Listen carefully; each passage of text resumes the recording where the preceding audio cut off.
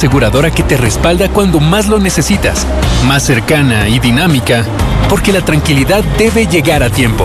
Conócenos en xsuiza.com. Xsuiza, seguro no te lo esperabas. Fin de espacio promocional y publicitario. La revista de opinión Democracia, buscando la verdad en todas partes.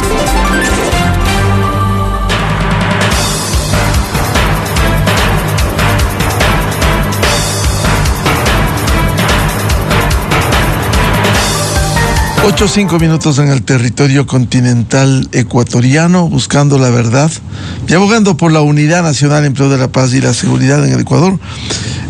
Antes de dar la bienvenida a nuestros siguientes invitados, quería destacar un nuevo nombramiento que ha hecho el gobierno en las últimas horas, al doctor Mario Cubi, quien fue viceministro de gobierno en el anterior régimen, viceministro de Educación Superior en el Ministerio de Educación.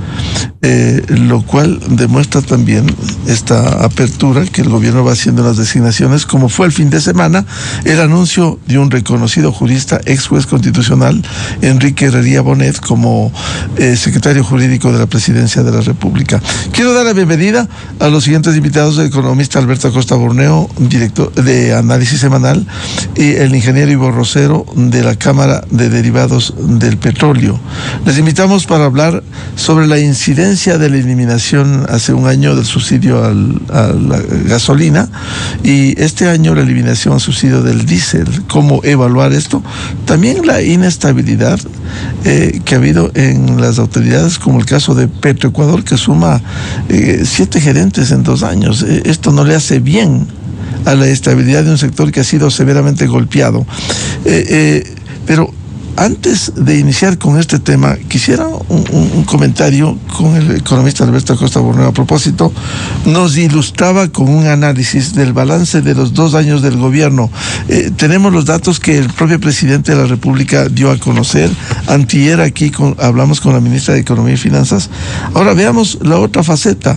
2 años de gobierno, ¿cómo está la economía de la gente, más allá de los indicadores oficiales? Economista Alberto Acosta Borneo, buen día.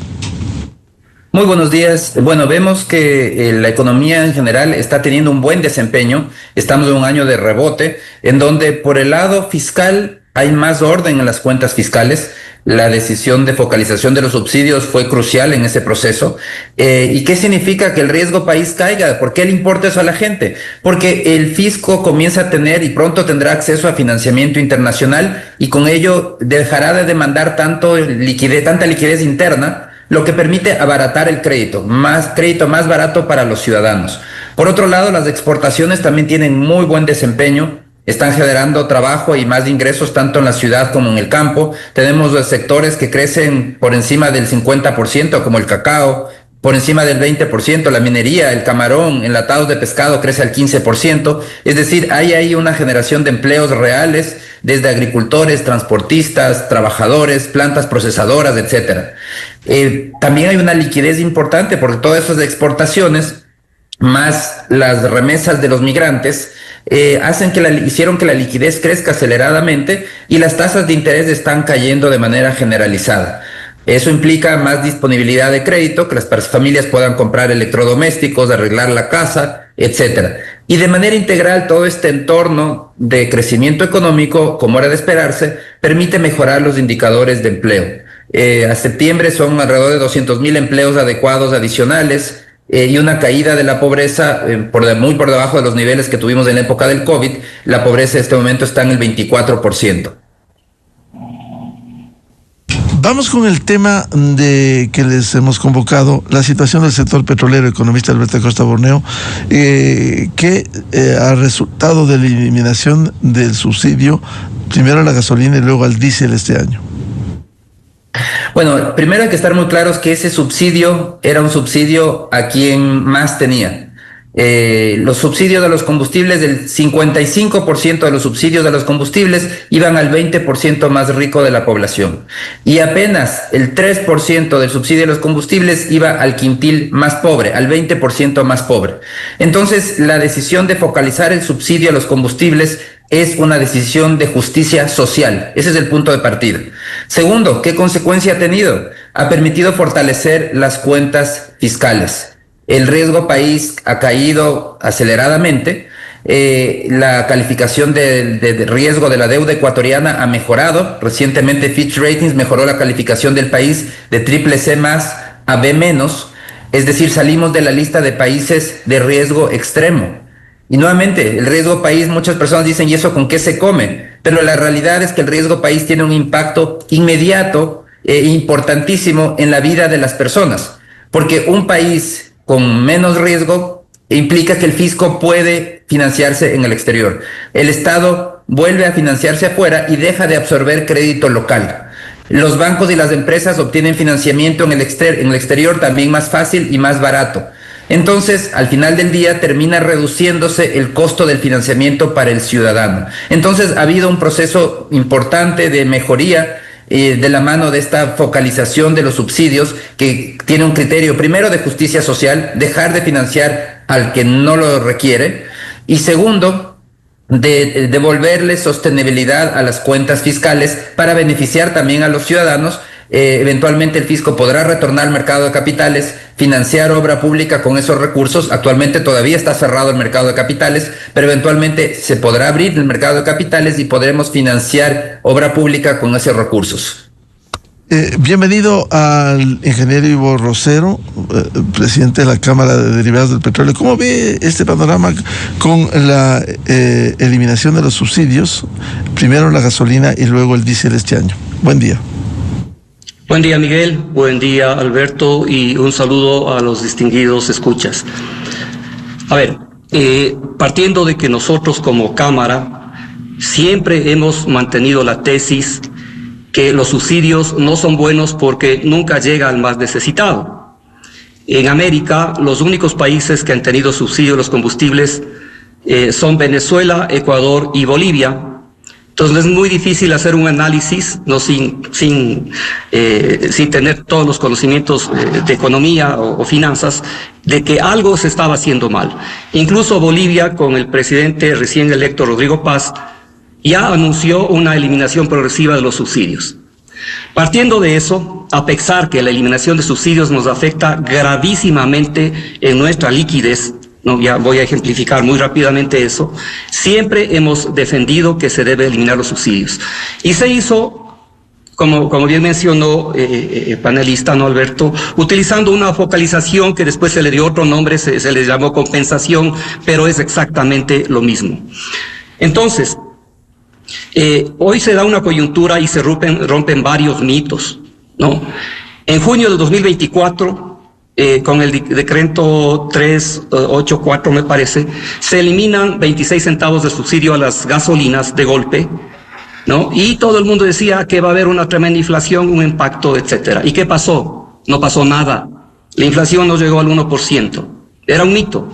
Y ahora que se elimina el subsidio al diésel, ¿no?, que es mucho más sensible, pues toda la transportación ecuatoriana, sobre todo el transporte pesado, utiliza diésel, con una subida de $1, ¿no?, es decir, un 56% de incremento en el costo del diésel.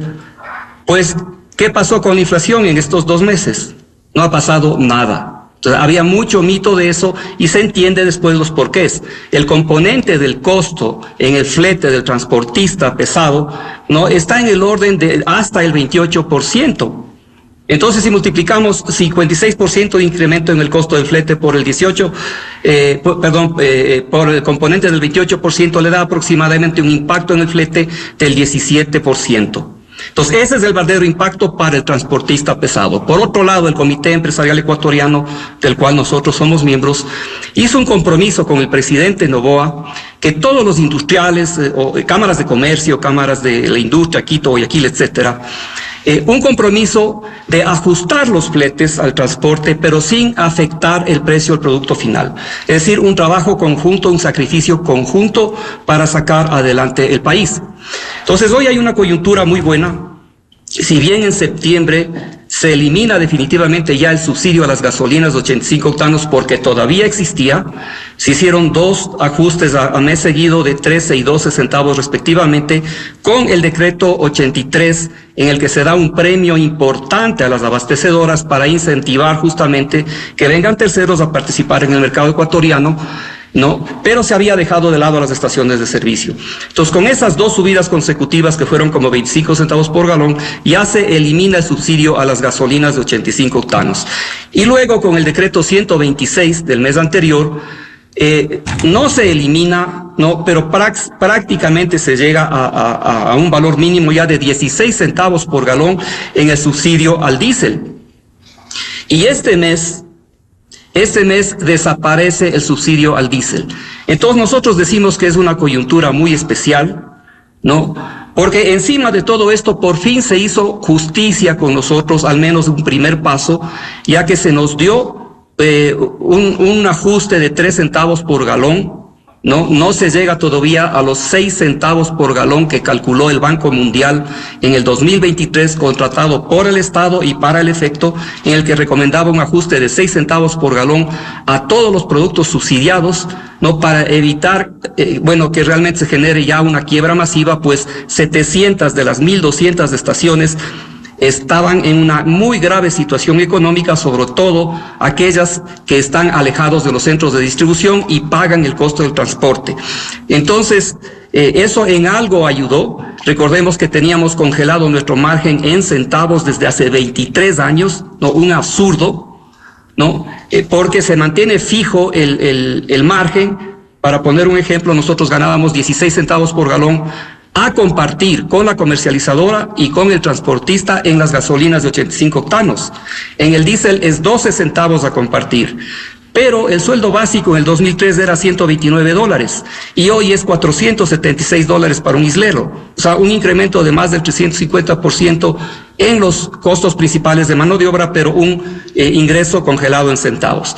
Con todos estos antecedentes, se elimina el subsidio al diésel, y se hace un pequeño ajuste, ¿no?, de 3 centavos que nosotros consideramos y hemos hablado que es inicial, ¿no? Ya se da un alivio a las estaciones de servicio. ¿Y por qué es todavía más especial este mes de noviembre?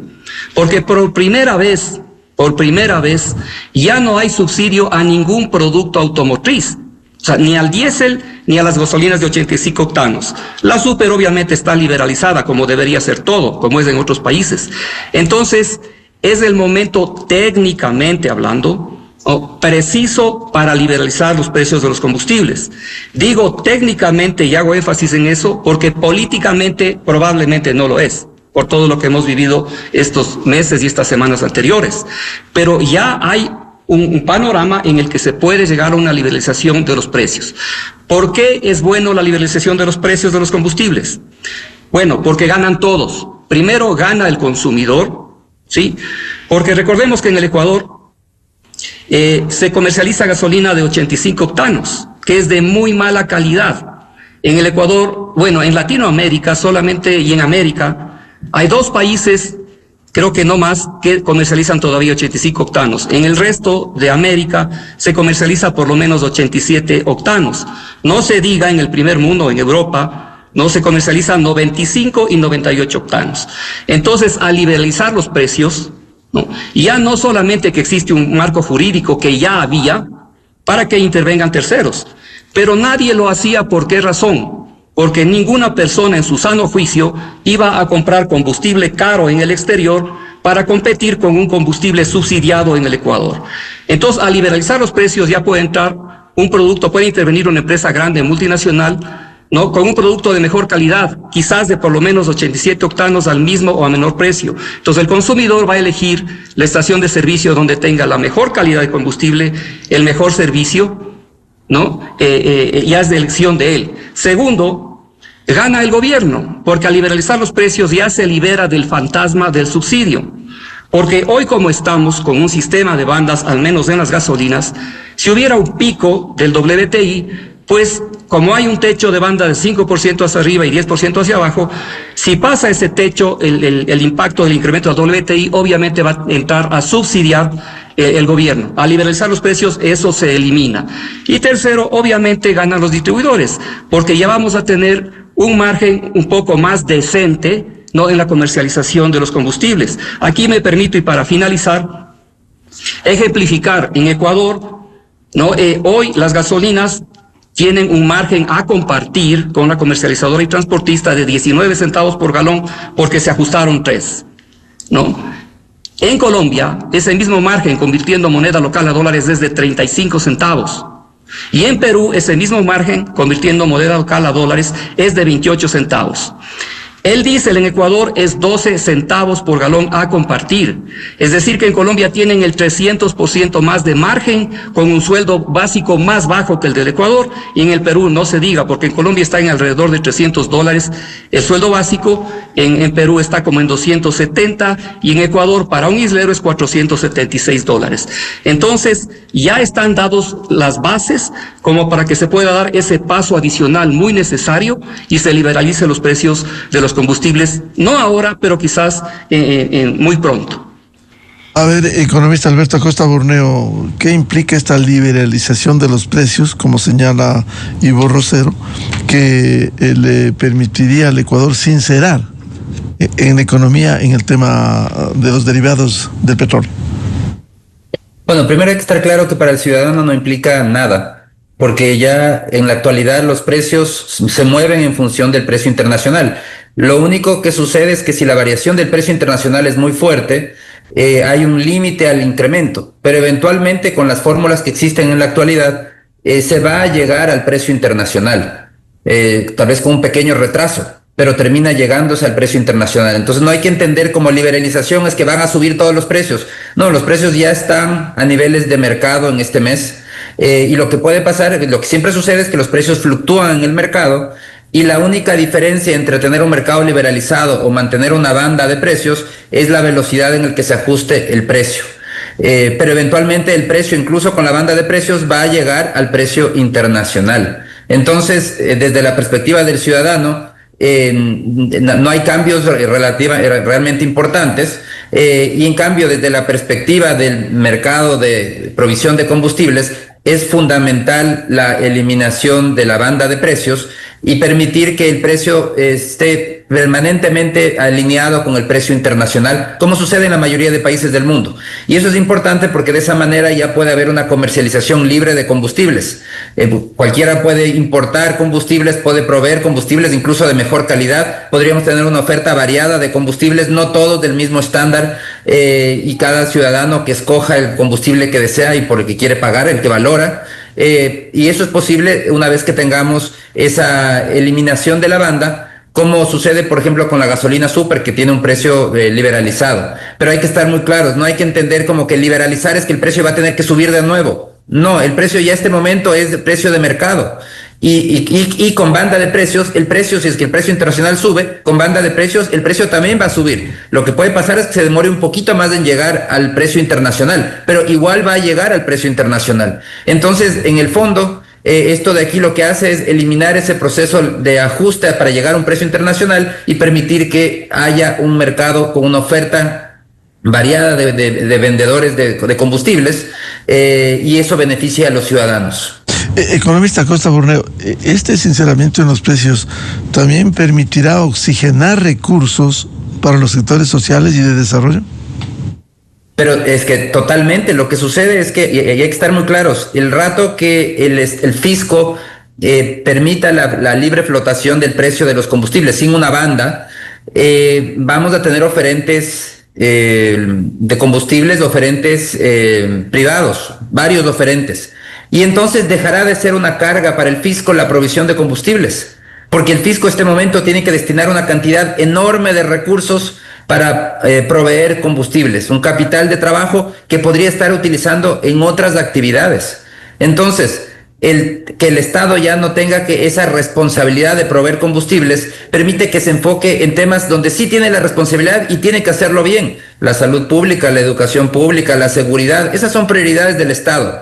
Estos otros temas, más bien una distracción de atención y de recursos, cuando estas actividades tranquilamente las podría hacer el sector privado y el fisco dedicarse a lo que realmente sí le cambia la vida al ciudadano.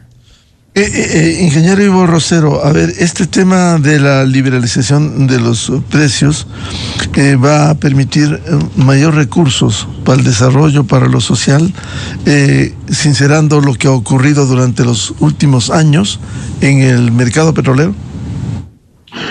Bueno, tomando en cuenta que hoy, por ejemplo, tomando como una fotografía de noviembre, al no haber subsidio, ¿no?, calculado por Petroecuador, evidentemente que no hay ninguna carga adicional estatal. El rato que hubiera un pico del WTI y el Estado entra a subsidiar, ahí habría un destino de recursos para el subsidio. Pero desde el punto de vista de liquidez, yo comparto el criterio, ¿no?, con Alberto, de que sí se liberarían recursos de liquidez. Obviamente, ¿no?, cuando hay una óptima producción petrolera, porque ese es un tema que está necesariamente atado, también puede haber una optimización de costos.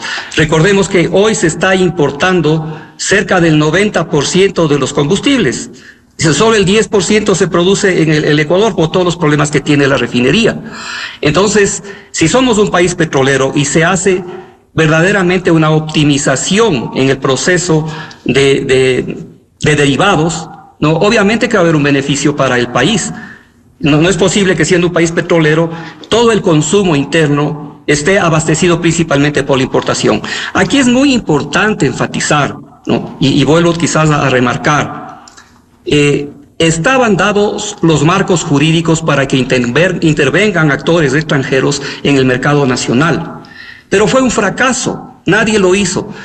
¿Por qué? Como mencionaba, por la sencilla razón de que ninguna persona, ninguna empresa petrolera de talla mundial va a comprar combustible caro afuera para competir con un combustible subsidiado adentro. Al liberalizar los precios, no solamente que hay un marco jurídico, sino ya un marco y un esquema comercial que va a brindar y debe brindar seguridad jurídica para que pueda intervenir un tercero con un producto de mejor calidad, que ya no sea de 85 octanos en el caso de las gasolinas y con menos partes por millón en el caso del diésel, ¿no?, que todavía estamos muy lejos de un Euro 5. Entonces, sí, por supuesto que hay un beneficio y principalmente es para el consumidor, pero también para el Estado porque se libera de ese fantasma, y obviamente para los distribuidores. Tal vez yo tengo una pequeña discrepancia con Alberto en el sentido de que no habría cambios en los precios porque ya no hay subsidios. Bueno, realmente al liberalizar los precios sí va a haber algunos ajustes. Recordemos primero que ya se han hecho 2 ajustes en el precio de paridad de importación, particularmente precio paridad de importación sin margen para la abastecedora con el decreto 83, ¿no? Y en el que se hicieron algunas correcciones, pues anteriormente se consideraba el costo financiero de importación del periodo anterior, ¿no?, y fue insertado una nueva variable que se llama CK, que es el costo de capital, que a la larga es un WACC, un Weighted Average Cost of Capital, costo promedio ponderado de capital. Y bueno, se hizo una corrección porque en principio de manera nominal estaba duplicada, nosotros hicimos esa observación, se corrigió, y esa nueva variable pues ya pondera los distintos costos de importación para las gasolinas, porque una cosa es los componentes importados para la ECO 85 que incluye etanol, mencionando que ahí también hay una gran distorsión, pues desde la época de Rafael Correa se obliga a Petroecuador a comprar etanol ecuatoriano a $3.20 el galón, cuando afuera usted puede conseguir el mismo etanol o de mejor calidad a $2.50. ¿No? ¿Para qué? Para favorecer a 4 empresas alcoholeras. Entonces eso no está bien, es una corrección que tiene que hacerse algún momento, es un tema delicado, pero hay que decirlo. Por otro lado, obviamente los componentes para las gasolinas de 85 octanos, que básicamente son naftas, las naftas de 95 octanos, que es la gasolina súper. Entonces, al liberalizar los precios, ¿no?, pues ya hay un marco comercial que va a incentivar a que verdaderamente vengan terceros a participar en el mercado nacional. Por un lado. Por otro lado, obviamente, si es un precio controlado por bandas y un margen controlado, ¿no?, eso también tiene que ajustarse, no es mucho.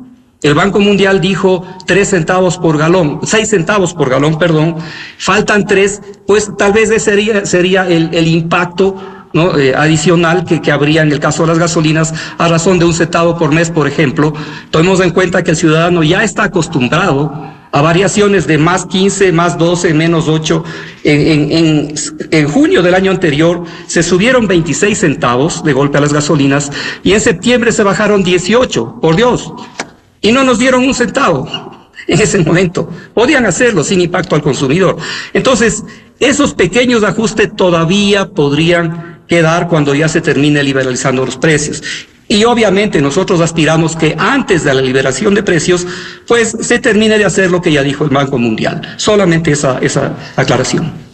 Economista Alberto Acosta Borneo, a ver, el tema de fondo también se ha planteado hoy cuando se importa más derivados, la ineficiencia en las refinerías, el problema de estabilidad administrativa. 7 gerentes en 2 años en Petroecuador, ¿cuánto daño hace eso? Ahí está el reflejo, la caída del precio la caída de la producción petrolera, menos de $500,000, 500,000 barriles día, alrededor de 470,000, cuando la media en los años últimos era 540, 560,000 barriles día. Y en el gobierno anterior se ofreció duplicar eso, ni siquiera se logró mantener. Hoy ha caído de los 500,000 barriles diarios. ¿Cómo dar estabilidad en el sector? Bueno, lo que hay que entender es que el modelo que tenemos, el modelo estatista del socialismo del siglo XXI, nos hace muchísimo daño. El Ecuador le apostó por la estatización. Entonces, los sectores estratégicos, donde incluyó una cantidad de sectores, el mundo ideal en la visión socialista es la participación en la propiedad estatal. Si es que no puede haber inversión estatal, por excepción, se permite inversión mixta, en donde el Estado sea dueño de al menos 51% de la participación. Y si no puede haber inversión mixta, recién ahí se tolera a la inversión privada. Es decir, la inversión privada es la excepción de la excepción. ¿Y cuál es el resultado? Insuficiente inversión, porque no se puede concretar inversión privada en el Ecuador. Es muy difícil en los sectores estratégicos. Y todos los sectores estratégicos tienen el mismo problema. En petróleo, caída libre de la producción. Hemos perdido 100,000 barriles por día en la última década y la Agencia Internacional de Energía estima que vamos a perder la 1/4 parte de la producción, es decir, alrededor de 110,000 barriles en los próximos 5 años. Es decir, a este ritmo pronto vamos a dejar de ser un país petrolero, no porque se haya acabado el petróleo, sino porque hemos sido incapaces de extraerlo. A diferencia de otros países de la región que le han apostado a la inversión privada. En Brasil, en Guyana, países que han tenido, donde la producción sube aceleradamente, porque entendieron que no es necesario que el Estado sea el que gestione el recurso para beneficiarse, para que el Estado tenga las rentas. Porque incluso en el mismo Ecuador, la legislación ya dice que el Estado no puede participar con menos del 50% de las rentas petroleras, de las rentas de recursos naturales realmente, no solo petróleo, sino también minería. El Estado no puede participar con menos de la mitad de las rentas. Entonces, sentado en su escritorio, sin mover un dedo, sin complicar las cosas, el Estado puede recibir rentas gigantescas. Entonces hay que cambiar el modelo totalmente, porque Petroecuador es el causante del descalabro petrolero del Ecuador. Y Petroecuador es el que pronto nos va a dejar sin petróleo. Y nos va a dejar sin petróleo por las falencias que tiene. Falta de recursos, no tiene para invertir. Falta de transparencia, ni siquiera tiene balances auditados, porque claro, la empresa más grande del país no tiene que rendir cuentas a nadie. Ustedes que creían que nos iba a reportar algo, no se necesita. Petroecuador no rinde cuentas a nadie, no tiene balances auditados y no tiene la tecnología tampoco para poder hacer las inversiones que se requieren. Entonces sí necesitamos ir hacia un cambio de modelo, una reforma a nivel constitucional que se puede impulsar a través de la Asamblea para redefinir los sectores estratégicos, dejar como sectores estratégicos solamente a los relacionados estrictamente con la seguridad y sacar a todo el resto de sectores productivos, en donde debemos tener vía libre para cualquier tipo de inversión, con la seguridad de que la misma ley establece que el Estado no va a participar con menos del 50% de las rentas que se obtengan de la extracción de recursos naturales. ¿Cuál va a ser el beneficio? Más recursos para el fisco para poder financiar obra pública, para servir a los ciudadanos, poder aprovechar que tenemos un potencial petrolero gigantesco. No hemos hecho exploración petrolera en décadas.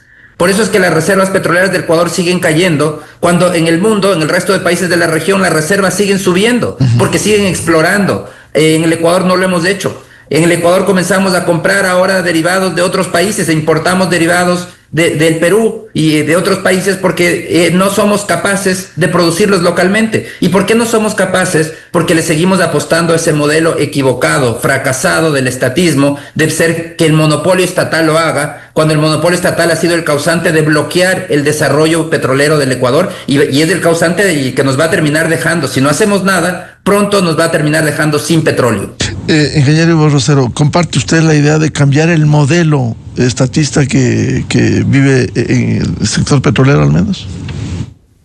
Bueno, definitivamente nuestra tesis ha sido, al igual que la eliminación de subsidios, lo que existe un candado constitucional absurdo en el que se garantiza que este modelo estatista no tenga el Estado, valga la redundancia, el control de todos los sectores estratégicos. Entonces, ya vimos que lamentablemente los resultados de la consulta fueron muy mal pensados, es decir, la gente pensó que votaba en contra del presidente por temas puntuales, qué sé yo, pero votaron contra ellos mismos, favorecieron a los narcos, etcétera. Entonces, vía una consulta va a ser muy difícil romper ese candado constitucional, quizás haya una forma por una reforma constitucional, pero también existe otro mecanismo, y ha sido nuestra tesis, ¿no? Aun cuando se mantenga el 51% de participación y control accionario en la estatal petrolera por parte del Estado, se puede hacer una alianza público-privada para que vengan empresas multinacionales, a invertir con un acuerdo beneficioso para las partes, y obviamente se barra con esa corrupción gigantesca que ha sido realmente la boca del lobo de todos los últimos gerentes de Petroecuador, un promedio de un gerente cada 4 meses. Hoy se ha tomado una buena decisión, hemos tenido la oportunidad de trabajar con María Daniela Conde, la viceministra de Hidrocarburos y actual gerente de Petroecuador, recién nombrada, ¿no? Una persona de primer nivel. No, pero el problema en Petroecuador no es el gerente, el problema de Petroecuador es todo lo que está abajo. Es de estructura, tiene que venir un equipo de trabajo, es decir, para que esto tenga éxito tiene que haber un apoyo grande del gobierno para que se permita una alianza público-privada, por ejemplo, con una fuerte inversión, ¿no? Que no se va a traducir en repotenciaciones de 2.500 millones de dólares que duran 2 años y con sobreprecios. El privado va a hacer rendir su dinero. Entonces también se va a hacer un barrido de toda la corruptela, perdón que lo diga así, dentro de la nómina de Petroecuador, porque si no se pone a un buen gerente en la boca del lobo y va a seguir pasando lo mismo. Esto necesita una decisión mucho más fuerte, ¿no? Y la única solución desde nuestro punto de vista visible es la intervención del sector privado. Que haya el candado constitucional, por supuesto, pero también se puede hacer alianzas público-privadas que sean beneficiosas para las partes, y eso verdaderamente va a hacer y se va a traducir en todo, en una mayor inversión en exploración, ¿no? Para que la producción petrolera suba, como mencionaba Alberto, y obviamente que ya no dependamos tanto de la importación de los derivados, ¿no? Sino también que haya una producción más eficiente con beneficios económicos para el fisco y para todos en cuanto a la producción nacional de los derivados. Bien, muchas gracias por aportar a estas reflexiones sobre la situación del sector petrolero, el tema de los subsidios y la realidad y desafíos que tiene Petroecuador. Muchas gracias al economista Alberto Acosta Bruneo y al ingeniero Ivo Rosero. Muy gentiles. Muchísimas gracias. Muy bien, un saludo, un buen día. Muchas gracias. 8:37 minutos en el territorio continental ecuatoriano. Vamos a una pausa y ya volvemos. Diálogo previsto con la ex fiscal general del Estado, doctora Mariana Yepes. Tema de interés: los desafíos que tiene la Fiscalía General en medio de inestabilidad de la primera autoridad. Se fue el fiscal subrogante Wilson Toainga. Todavía el proceso de designación del titular está pendiente en el Consejo de Participación Ciudadana. Y ahora hay un subrogante del subrogante. Desde 1984 con Gonzalo Rosero. La revista de Opinión Democracia. Siempre líderes, siempre confiables. Enseguida regresamos.